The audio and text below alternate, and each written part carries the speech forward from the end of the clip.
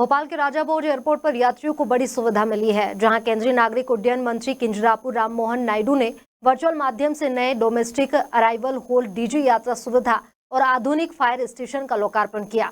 करीब 23 करोड़ रुपए की लागत से बने 3800 वर्ग फीटर के इस नए होल से एयरपोर्ट की क्षमता बढ़कर एक समय में लगभग 3000 यात्रियों तक हो गई है। साथ ही आधुनिक कन्वेयर बेल्ट, लिफ्ट, एस्केलेटर और बढ़े हुए चेक इन काउंटरों के साथ यात्रियों को अब बेहतर और सुविधाजनक अनुभव मिलेगा।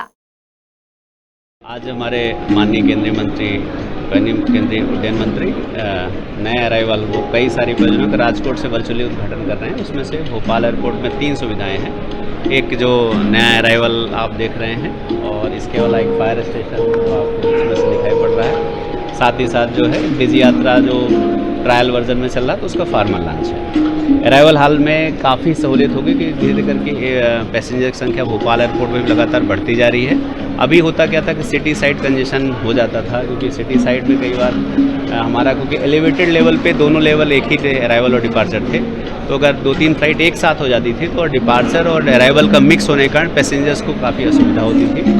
क्योंकि अराइवल अब नीचे फ्लोर पे आज से हो जाएगा माननीय उद्घाटन के पश्चात, जिससे कि ऊपर के एरिया डिपार्चर का खाली हो जाएगा। नीचे अराइवल क्योंकि ग्राउंड लेवल पे है तो यहाँ पे किसी प्रकार की वॉकिंग डिस्टेंस में कार पार्किंग है। सामने के 5-5 लेन बना के रखे हैं हमने। सामने बहुत सारा एरिया कवर्ड एरिया है जिसमें कि सिटी साइड का कंजेशन ऑलमोस्ट ख़त्म हो जाएगा।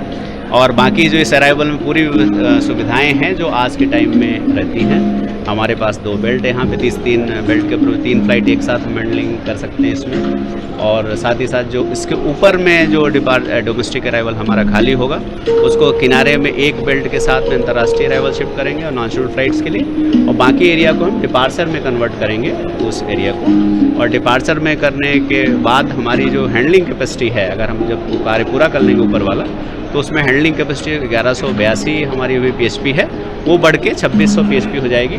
और जो हमारी total capacity annual capacity building की है अभी 2.5 मिलियन पर एनम है, वो बढ़कर 3.6 मिलियन पर एनम हो जाएगी after that reconfiguration of that departure hall. ये जो इसके बाद लगभग 1 साल उसमें से लगेगा।